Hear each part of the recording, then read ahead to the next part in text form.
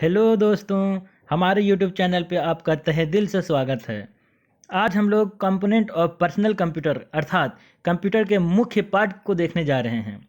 इससे पहले हम लोग इंट्रोडक्शन टू कंप्यूटर यानी कंप्यूटर एक परिचय, कंप्यूटर का उद्भव एवं विकास यानी evolution and development of computer, computer की कार्य पद्धति यानी प्रिंसिपल ऑफ कंप्यूटिंग, ये तीनों चैप्टर देख चुके हैं। अतः जो स्टूडेंट ये वीडियो नहीं देखे हैं वो मेरे चैनल को, टेलीग्राम चैनल को जाकर ज्वाइन करके उसे देख सकते हैं, जिसका लिंक डिस्क्रिप्शन में दिया हुआ है।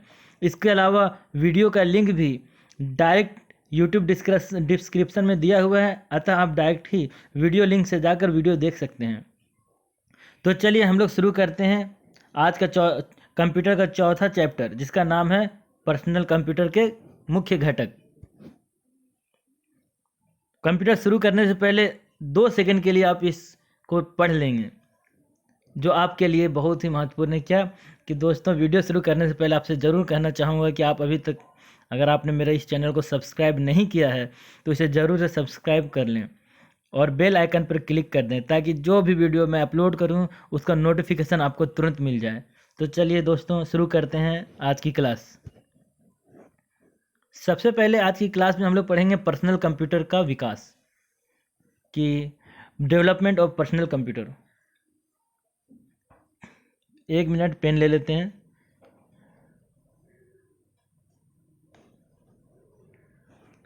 उन्नीस सौ 70 में माइक्रो प्रोसेसर के विकास ने माइक्रो कंप्यूटर को जन्म दिया। माइक्रो कंप्यूटर कब से बना? माइक्रो कंप्यूटर तब बना जब माइक्रो प्रोसेसर का विकास हुआ, क्योंकि माइक्रो मतलब होता है छोटा। जैसे माइक्रो प्रोसेसर जैसे छोटा हो गया तो कंप्यूटर भी कैसा हो गया? कंप्यूटर भी आकार में क्या हो गया? छोटा हो गया। तो माइक्रो प्रोसेसर का विकास कब हुआ था? 1970 यानी 1970 में। आगे 1981 में IBM यानी इंटरनेशनल बिजनेस मशीन नामक कंपनी ने पर्सनल कंप्यूटर का निर्माण किया।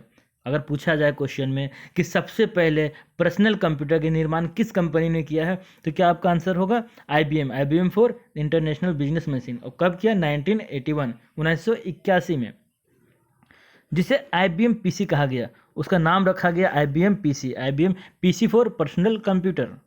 आगे बाद में बनने वाले PC IBM PC कॉम्पेटिबल यानी IBM PC कॉम्पेटिबल कहलाए, अर्थात वे कार्य और क्षमता में IBM PC जैसे ही थे तथा उन पर वे सभी कार्यक्रम चलाए जा सकते थे जो IBM PC पर चलते हैं।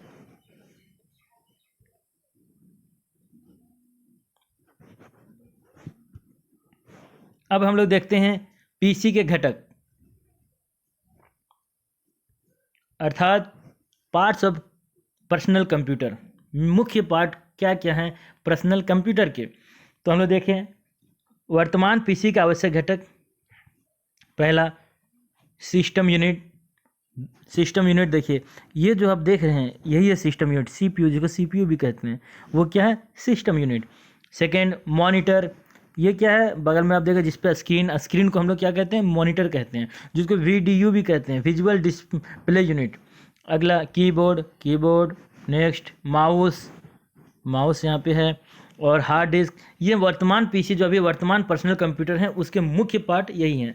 इसके अलावा देखिए मल्टीमीडिया के लिए अगर प्रयोग कर रहे हैं तो उसके आवश्यक घटक क्या क्या हैं? CD drive, speaker, mic, modem, webcam. Next page.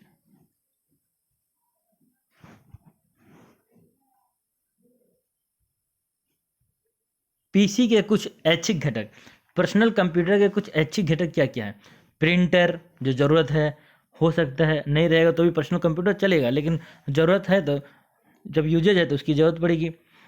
Floppy drive, scanner, joystick.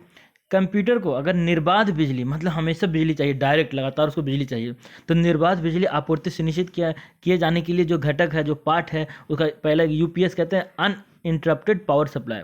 देखिए ये क्या है? ये आप जो देख रहे हैं ये क्या है? UPS है, अनइंटरप्टेड पावर सप्लाई। इसमें एक बैटरी लगा रहता है जो अचानक से कंप्यूटर को बंद होने नहीं देता है, हमें बंद करना पड़ता है। अचानक से बंद होगा तो कंप्यूटर में कुछ प्रॉब्लम आ जाएगी। उसके अलावा CVT भी किसे कहते हैं? Constant voltage transformer. 2 important point होता है जो क्या होता है? बिजली, कंप्यूटर को निर्बाध मतलब बिजली कटने नहीं देता है, अचानक अगर आपकी बिजली कट जाती है तो अचानक कंप्यूटर बंद नहीं होने देगा। उसके लिए दो पार्ट हम लोग देखते हैं। क्या देखते हैं? यूपीएस देखते हैं और सीवीटी देखते हैं, 2 घटक हैं। नेक्स्ट,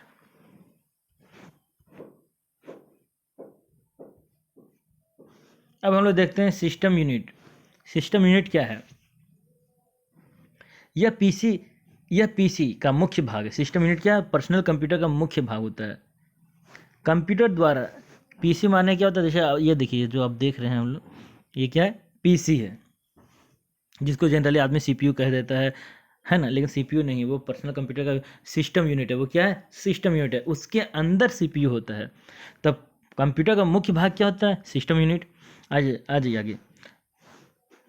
पीसी मुख्य भाग है। कंप्यूटर द्वारा किए जाने वाले विभिन्न कार्य यहीं संचालित होते हैं। कहाँ होते हैं? जितना काम भी होता है यहीं पे संचालित होता है कंप्यूटर का। यह विभिन्न सिस्टम, सॉफ्टवेयर, एप्लीकेशन, सॉफ्टवेयर तथा आदि द्वारा नियंत्रित किया जाता है। माने इसे किसके द्वारा नियंत्रित किया जाता है? सिस्टम सॉफ्टवेयर, एप्लीकेशन सॉफ्टवेयर आदि द्वारा नियंत्रित किया जाता है। पीसी के अन्य घटक इसी से जुड़े होते हैं। पीसी का यानी पर्सनल कंप्यूटर का जो भी घटक होता है किससे जुड़ा होता है? सब उसी से। माउस भी उसी से, कीबोर्ड उसी से, मॉनिटर उसी से। यानी देखा जाए तो सब ना कहीं किससे जुड़े होते हैं? सिस्टम यूनिट से। और सिस्टम यूनिट के अंदर क्या होता है? आपका सीपीयू जितना भी होता है और छोटे छोटे पार्ट्स होते हैं, सब उसके अंदर होते हैं। आइए, बाह्य संरचना के आधार पर यह 2 प्रकार का होता है। अगर संरचना के आधार पर देखा जाए तो सिस्टम यूनिट कितने प्रकार का होता है? 2 प्रकार का होता है। एक होता है डेस्कटॉप टाइप, एक होता है टावर टाइप। तो डेस्कटॉप टाइप में क्या होता है? इसमें सिस्टम यूनिट का चौकोर बॉक्स टेबल पर पड़ा रहता है। देखिए यहाँ पे देख रहे हैं, जो सिस्टम यूनिट है वो कैसा है? चौकोर किस पे? टेबल पर पड़ा हुआ है। और तथा मॉनिटर उसके ऊपर रखा जाता है। यहाँ देख रहे हैं, यहाँ मॉनिटर क्या है? इसके ऊपर है। किसके ऊपर है? तो यूनिट बॉक्स के ऊपर यहाँ पे मॉनिटर रखा जाता है। यानी सिस्टम यूनिट कितने प्रकार के होते हैं? 2 प्रकार के होते हैं। एक होता है डेस्कटॉप टाइप और एक होता है टावर टाइप। जो जनरली हम लोग यूज करते हैं जनरली आमतौर पर, क्या यही टावर टाइप। क्या होता है इसमें? सिस्टम यूनिट बॉक्स टेबल पर सीधा खड़ा रहता है तथा मॉनिटर उसके बगल में रखा जाता है। देखिए यहाँ पे देख रहे हैं, यहाँ पे बगल में खड़ा है सिस्टम यूनिट, उसके बगल में मॉनिटर है। आप लोग सारे कहीं ना कहीं आप लोग कंप्यूटर में आने एग्जाम दिए होंगे, कंप्यूटर बेस्ड सीबीटी टेस्ट दिए होंगे, सीबीटी एग्जाम दिए होंगे, उसमें भी देखेंगे ये मॉनिटर कहाँ है? ये कहाँ रहता है? सिस्टम यूनिट वो आपके पैर के पास रहता है साइड में, और मॉनिटर कहाँ रहता है? वो आप टेबल के ऊपर रहता है। तो ये क्या है? टावर टाइप वही है। टावर टाइप क्या बोला जाता है कि मॉनिटर के बगल में रहता है। लेकिन डेस्कटॉप टाइप में क्या होता है कि मॉनिटर किसके ऊपर रहता है? डेस्कटॉप टाइप में मॉनिटर ही खुद रहता है। किसके ऊपर रहता है? सिस्टम यूनिट के ऊपर रहता है। चला जाए नेक्स्ट।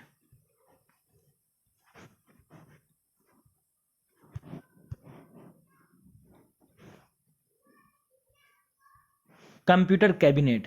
आइए, सिस्टम यूनिट का जो बाहरी लेयर होता है जिसको उसको पूरा तरीके से ढक के रखता है, वही कंप्यूटर कैबिनेट है। कंप्यूटर कैबिनेट क्या है? कंप्यूटर कैबिनेट प्लास्टिक या एल्युमिनियम का बना एक ऐसा बक्सा होता है। एक ऐसा बक्सा होता है जिसमें क्या होता है? कंप्यूटर सिस्टम में कंप्यूटर यूनिट्स के सभी घटक उसके अंदर स्थापित किए जाते हैं। कंप्यूटर सिस्टम यूनिट के सभी घटक इसी केस के अंदर स्थापित किए जाते हैं। यह सिस्टम यूनिट के बाहरी संरचना का निर्माण करता है। यही देखिए, जो बाहर से है, जो हम लोग देख रहे हैं, ये बाहर, ये क्या है? बाहरी लेयर ही क्या है इसका? कंप्यूटर कैबिनेट है। यानी कैबिनेट क्या? ऊपरी लेयर को कहते हैं, उसको कवर को कहते हैं। सिस्टम यूनिट के कवर को क्या कहा जाता है? Computer cabinet.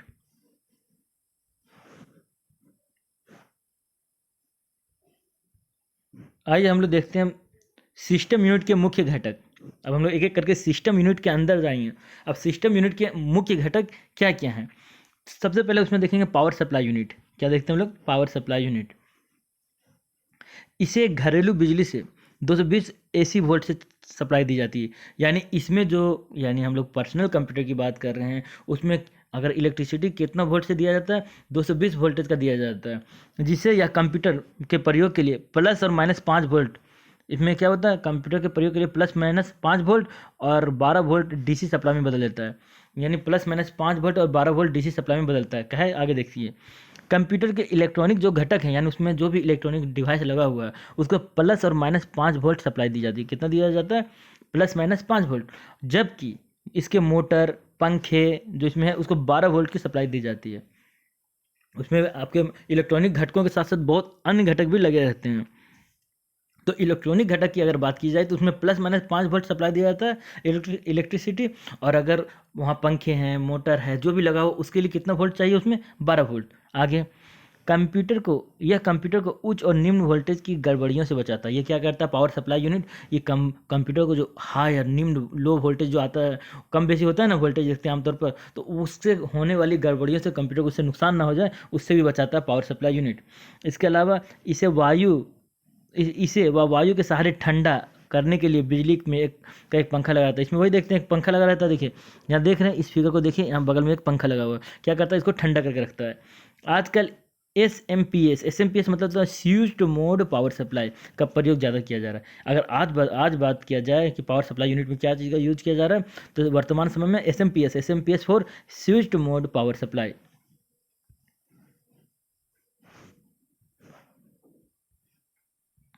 अब हम लोग देखते हैं दूसरा घटक मदरबोर्ड। आइए, मदरबोर्ड ही कंप्यूटर का मेन बोर्ड क्या है, कंप्यूटर का सारा पूरा कंप्यूटर सिस्टम ही किसके अगल बगल है, मदरबोर्ड के अगल बगल घूमता रहता है। यानी पूरा का पूरा संरचना का मेन 90% संरचना इसी के अंदर है जो इससे कंप्यूटर वर्क करता है। चलिए हम लोग देख लेते हैं।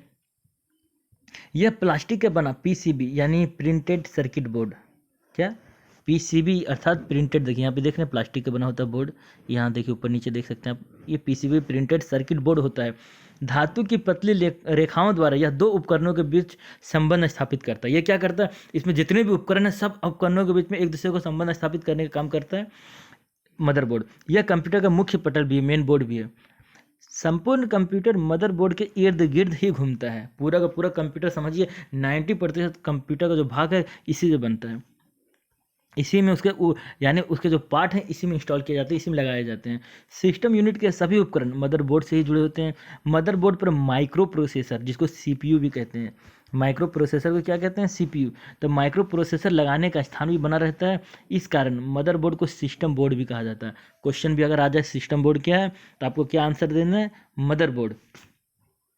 इस पर बनी धातु की पतली रेखाएं जिनके माध्यम से मदरबोर्ड पर बने विभिन्न उपकरणों के बीच संकेतों का आदान प्रदान होता है, उसको क्या कहते हैं हम लोग, बस बार। इससे पहले वाले क्लास में आप लोग देख चुके हैं, हम लोग पढ़े हैं बस क्या होता है, कंप्यूटर बस क्या होता है।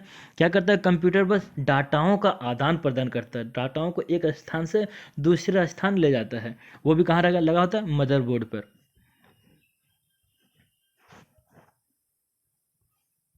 अब हम लोग देखते हैं सीपीयू क्या है, सेंट्रल प्रोसेसिंग यूनिट, इसको कहते हैं माइक्रो प्रोसेसर भी।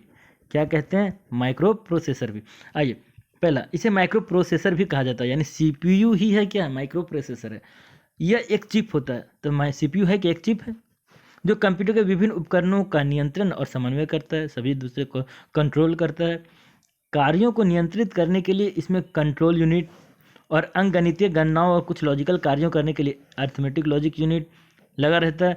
और क्या एक और रहता है, कंप्यूटर की मुख्य मेमोरी जैसे semiconductor, register, cache memory CPU के अंदर ही निर्मित रहते हैं।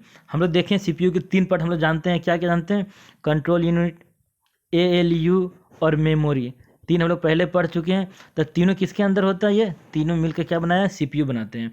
तो इस कंट्रोल यूनिट का काम क्या है, कंट्रोल करना, पूरे सिस्टम को कंट्रोल करके रखता है। एलयू का काम क्या, मैथमेटिकल गणनाएं करना, कुछ लॉजिकल वर्क करना। अब मेमोरी में क्या होता है, मेमोरी से डाटा लेकर वो रीड करता है। आइए नेक्स्ट,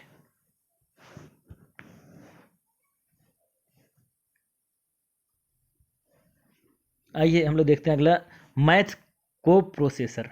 नाम समझिए, मैथ को प्रोसेसर, ये डिवाइस भी लगा रहता है किसमें, मदरबोर्ड पर। देखिए, गणित के कार्यों को करने तथा सीपीयू की सहायता के लिए मैथ को प्रोसेसर, यानी को प्रोसेसर को मतलब होता है उसको सपोर्ट करने के लिए लगाया जाता है, अलग से मैथ को प्रोसेसर लगाया जाता है। नए माइक्रो प्रोसेसर में इसे अलग से लगाने की अब ज़रूरत नहीं है, पहले ज़रूरत थी लेकिन अब नहीं लगता। अब सब काम कौन कर लेता है, सीपीयू यानी माइक्रो प्रोसेसर पूरा का पूरा काम कर लेता है। पहले अलग से इसको लगाया जाता था ताकि अच्छे से काम कर सके कंप्यूटर। अब देखते हैं रैम चिप। रैम क्या होता है, random access memory, RAM for random access memory. System unit के मदरबोर्ड पर रैम चिप लगाने के खाके बने रहते हैं। सिस्टम यूनिट है, उसके जो मदरबोर्ड है जिसके इर्द गिर्द पूरा कंप्यूटर घूमता है, उस बोर्ड पर रैम चिप लगाने के लिए अलग से खाके बने होते हैं। देखिए ये देख रहे हैं, रैम बोर्ड उसमें लगा हुआ है, रैम चिप लगा हुआ है, जिसमें आवश्यकता अनुसार रैम चिप लगाए जा सकते हैं। जितना ज़रूरत है उसके अनुसार उसमें रैम लगाया जाता है। यहाँ कार्य के दौरान डाटा व प्रोग्राम को अस्थायी तौर पर रखा जाता है। काम जब होता है तो डाटा और प्रोग्राम को क्या कहाँ रखा जाता है, इसमें अस्थायी तौर पर, यानी इसमें परमानेंट नहीं रहता है। डाटा जब तक ऑन है, कंप्यूटर ऑन है, तब तक उसमें है, उससे लेकर काम करेगा कंप्यूटर। लेकिन एक बार कंप्यूटर को ऑफ कर दिया जाए तो जो रैम में जो डाटा होता है वो क्या हो जाता है, वो ख़त्म हो जाता है। यानी रैम एक ऐसा मेमोरी, एक वोलाटाइल वोलाटाइल मेमोरी है, जो कि उस पर काम थोड़ा देर के लिए उसमें डाटा रखकर उसमें काम किया जाता है सिर्फ। अब आगे देखते हैं रोम। रोम चिप क्या है? तो निर्माण के समय में इसमें डाटा डालकर पीसी के मदरबोर्ड पर स्थायी तौर पर लगा दिया जाता है रोम को। रोम क्या होता है? जब मदरबोर्ड का निर्माण किया जा रहा होता है उसी समय रोम चिप को भी लगाया जाता है, यानी कंप्यूटर के निर्माण के समय। और उसी समय उसमें क्या किया जाता है, डाटा भी डाल कर रख दिया जाता है। इस चिप में ऐसे डाटा और प्रोग्राम को रखे जाते हैं जिनकी आवश्यकता पीसी को चालू करते ही पड़ती है। यानी कंप्यूटर को चालू करते ही जो डाटा की हमको ज़रूरत पड़ेगी, वो डाटा सब किस में रहता है? रोम पे। आप लोग देखे होंगे, हम लोग मोबाइल लें, कंप्यूटर लें, जिसको भी लें, लेकिन जैसे ओपन करते हैं तो उसमें देखेंगे कि बहुत तरह का ऐप उसमें पहले से ही मौजूद होता है। तो वो ऐप रखा कहाँ जाता है? रोम पे रखा जाता है। आगे बायोस यानी बेसिक इनपुट आउटपुट सिस्टम। ये सॉफ्टवेयर अस्थाई रोम चिप में ही स्टोर किया जाता है। ये जो सॉफ्टवेयर है बायोस, वो कहाँ अस्थाई यानी रोम पे ही स्टोर किया जाता है। अगर क्वेश्चन आता है कि बायोस रैम पे स्थित होता है कि रोम पे होता है, तो रोम पे। रैम तो वोलेटाइल मेमोरी है, उसमें तो सिर्फ कंप्यूटर जब ओपन होता है, जब कंप्यूटर चलता है उस समय उससे डाटा लेकर वो काम करता है। लेकिन रोम में क्या रखा जाता है? परमानेंट रूप पे अगर रखना हो तो कहाँ रखा जाता है? रोम पे। निर्माण के समय अगर डाटा को जो कंपनियां डाल के देती है तो कहाँ पे डाल के देती है? रोम पे। अगला देखते हैं हम लोग video display card. Video display card नाम से ही समझ में आ रहा होगा, वीडियो को डिस्प्ले करने वाला कार्ड। ये क्या? दृश्य, वीडियो तथा चित्र को मॉनिटर पर दिखाने के लिए यह कार्ड मदरबोर्ड पर लगाया जाता है। नाम में ही सब कुछ छिपा हुआ है, नाम पे अच्छे से पढ़िएगा समझ में आ जाएगा। क्या बोल रहे हैं कि वीडियो को दिखाने के लिए, मॉनिटर पर दिखाने के लिए कार्ड का जरूरत लगाया जाता है। इसमें वीजीए यानी वीडियो ग्राफिक्स एरे, या एसवीएस वीजीए यानी सुपर वीडियो ग्राफिक्स एरे का प्रयोग किया जाता है। ओके।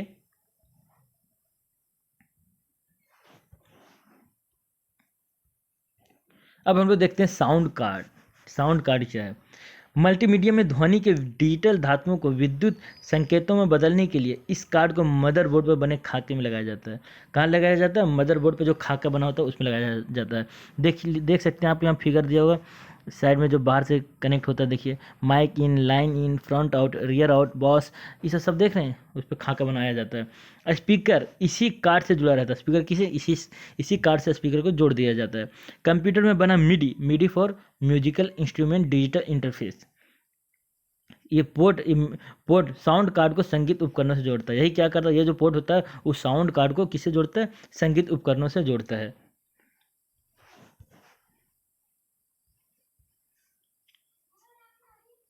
आइए हम लोग देखते हैं डिस्क ड्राइव कंट्रोल कार्ड। इसमें क्या होता है? यह कार्ड फ्लॉपी तथा हार्ड डिस्क ड्राइव के मोटरों तथा उनसे डाटा के आने जाने पर नियंत्रण के लिए मदरबोर्ड पर लगाया जाता है। ये भी क्या क्या कहाँ लगाया जाता है? मदरबोर्ड पर लगाया जाता है। आउटपुट एडाप्टर कार्ड, ये क्या है? यह मेमोरी तथा आउटपुट डिवाइस के बीच का कार्य करता है। क्या करता है? मेमोरी और आउटपुट डिवाइस है, मॉनिटर और प्रिंटर जैसे हो गया। तो आउटपुट डिवाइस में मॉनिटर, प्रिंटर से आउटपुट डिवाइस का एग्जांपल है। तो क्या बोल रहा है? यह मेमोरी और आउटपुट डिवाइस के बीच का काम करता है आउटपुट एडाप्टर कार्ड। यह बाइनरी डाटा व सूचना को मॉनिटर या प्रिंटर पर समझने योग्य बनाता है।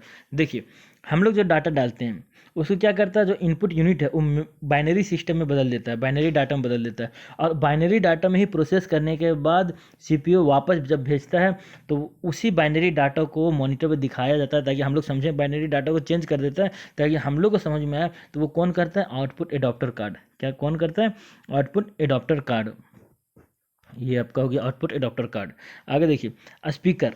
स्पीकर क्या है? सिस्टम यूनिट के अंदर कुछ ध्वनि संकेत उत्पन्न करने के लिए स्पीकर लगा रहता है। देखिए, सिस्टम यूनिट के अंदर ध्वनि संकेत को उत्पन्न करने के लिए देखिए स्पीकर लगा रहता है, ताकि आपको समझ में आए, आवाज़ रहे। टाइमर क्या है? यह मदरबोर्ड पर लगा एक रहता है तथा घड़ी की तरह कार्य करता है। इसे एक बटन बैटरी में से सप्लाई दी जाती है, ताकि कंप्यूटर बंद हो जाने पर भी यह घड़ी का काम करता रहे।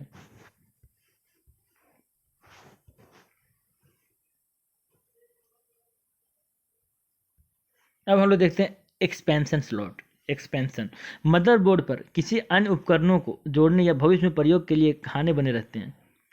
मदरबोर्ड पर क्या होता है? कोई अन्य उपकरण को जोड़ेंगे। एक्सपेंशन मतलब तो फैलाना, यानी अदर चीज़ जोड़ना।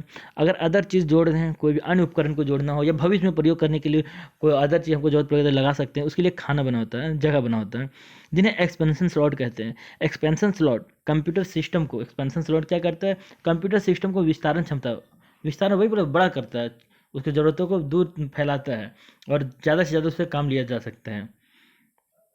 ये PCI, peripheral component interconnect, PCI for peripheral component interconnect. यह क्या करता है, यह जो है कंप्यूटर मदरबोर्ड पर बना स्लॉट है। कहाँ बना, कंप्यूटर मदरबोर्ड पर बना एक स्लॉट है, जिसके द्वारा नेटवर्क, ग्राफिक्स या साउंड कार्ड को लगाया जाता है।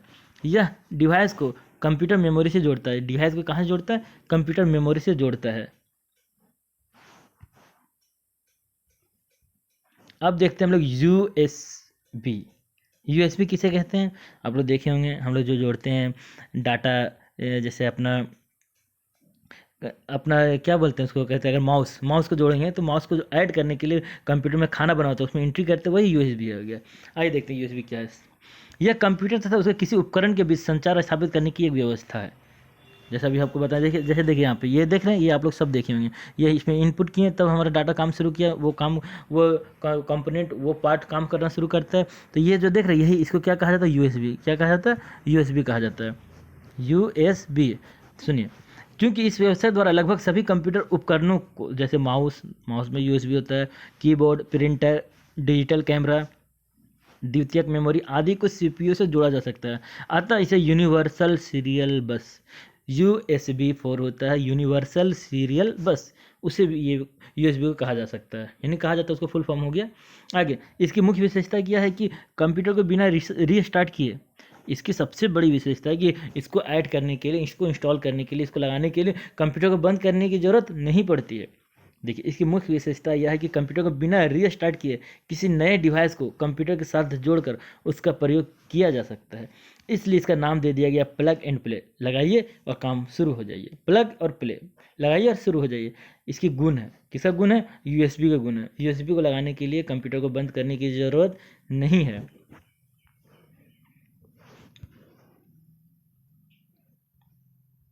आइए हम लोग देखते हैं सीमॉस। ये हम लोग पहले भी देख चुके हैं, फिर से देख लेते हैं। ये एक चिप होता है, सीमॉस चिप है, क्या है, यानी होता है complementary metal oxide semiconductor chip. ये क्या करता है, सीमॉस चिप जैसे मेमोरी कंप्यूटर मदरबोर्ड पर स्थापित किया जाता है। इसमें एक बटन जैसा बैटरी भी लगा होता है, क्यों, ताकि कंप्यूटर अगर बंद भी हो जाए तो वो डाटा बंद ना होने दे।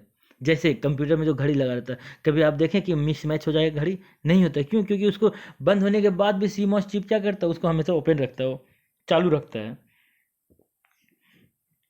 यानी कंप्यूटर बंद होने पर सीमॉस चिप को पावर सप्लाई प्रदान करता रहता है। सीमॉस क्या करता है, चिप को पावर, सीमॉस चिप को पावर सप्लाई देता रहता है, वो बैटरी।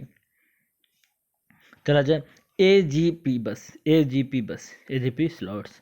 यह क्या था, एजीपी बस का प्रयोग त्रिविमीय चित्र, अगर 3 डायमेंशनल पिक्चर का बनाना है, ग्राफिक्स बनाना है, चलचित्र बनाना है, उसके लिए किसका यूज करना पड़ता है, एजीपी बस का के लिए किया जाता है। यह उच्च गति वाले वीडियो कार्ड को मदरबोर्ड से जोड़ता है।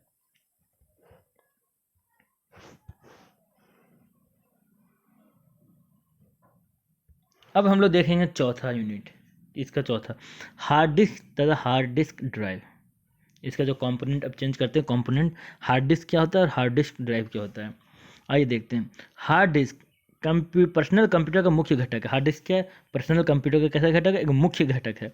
और यह प्रोग्राम सहायक सेकेंडरी स्टोरेज डिवाइस है जो डाटा और प्रोग्रामों को संग्रहित रखता है। क्या करता है, डाटा और प्रोग्राम को संग्रहित करता है। इसका स्टोरेज क्षमता क्या होती है, बड़ी होती है। क्या होती है, हार्ड डिस्क क्या होती है, बड़ी होती है इसकी स्टोरेज क्षमता, यानी इसमें पावर, इसमें जो संग्रहित करने की, यानी जब रखने की क्षमता, पावर जो होता है वो क्या होता है, ज़्यादा होता है।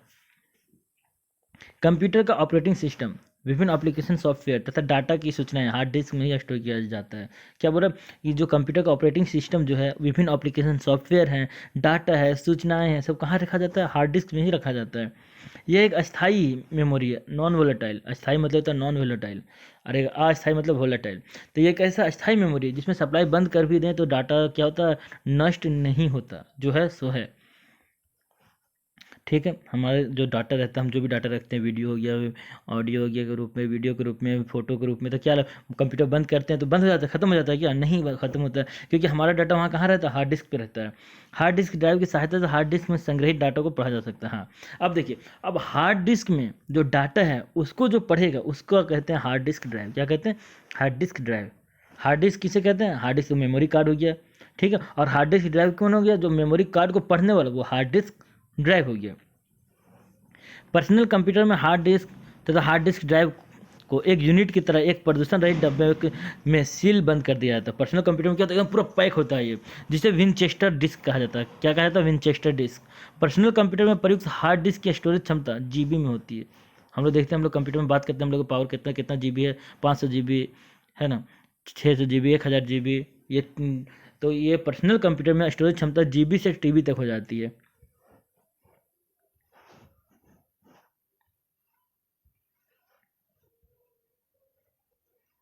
आइए अब हम लोग देखते हैं फ्लॉपी डिस्क ड्राइव। ये क्या है? फिगर देख सकते हैं फ्लॉपी डिस्क ड्राइव का।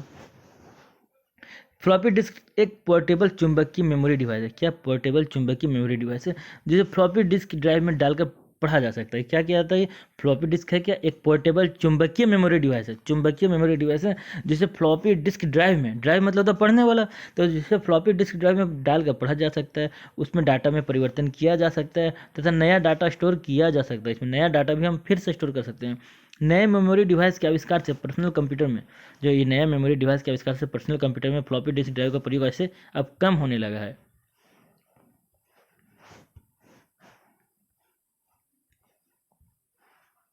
अब हम लोग देखते हैं सीडी और डीवीडी ड्राइव। सीडी और DVD, CD for compact disc, CD for क्या होता है? Compact disc. और डीवीडी फॉर क्या होता है? Digital video disc.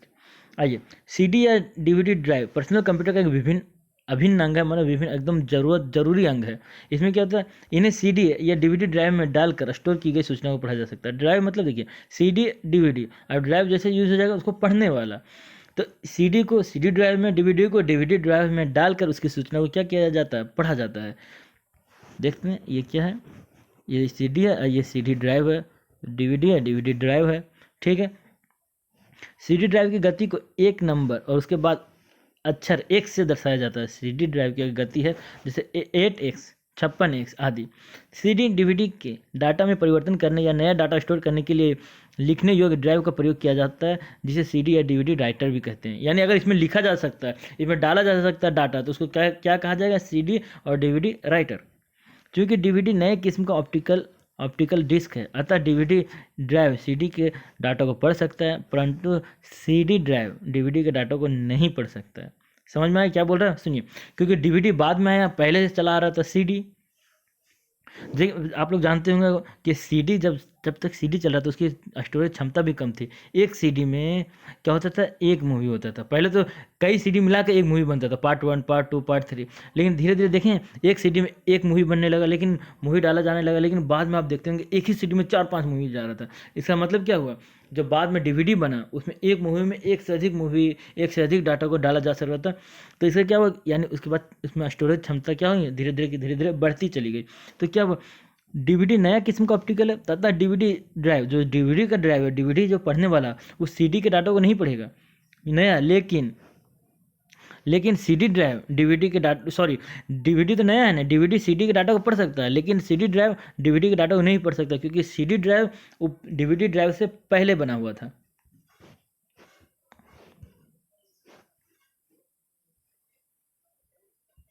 तो आइए दोस्तों, यहाँ पे आप ध्यान दें।